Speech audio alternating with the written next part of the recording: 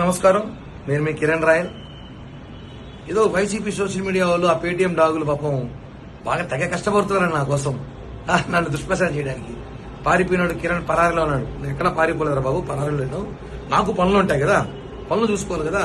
మీలాగా మీ నాయకుల్లాగా మేము 1,00,000 కోట్లు దోచేసు మీలాగా స్కాములు స్కిల్స్ మేము కూడా డబ్బులు దాచిపెట్టడానికి ఏదో పనుల మీద తిరుగుతున్నా.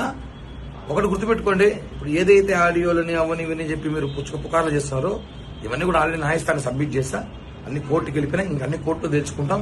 మీరు ఒక విషయం గుర్తుపెట్టుకోవాలి, సంభాషణలన్నీ కూడా వాస్తవాలు కాదు. మీరు అన్ని వాస్తవాలు అనుకుని ప్రచారం చేయడం కూడా కరెక్ట్ కాదు. అన్ని కూడా కోర్టులో ఉంది, న్యాయస్థానంలో అందరూ న్యాయం జరుగుతుంది.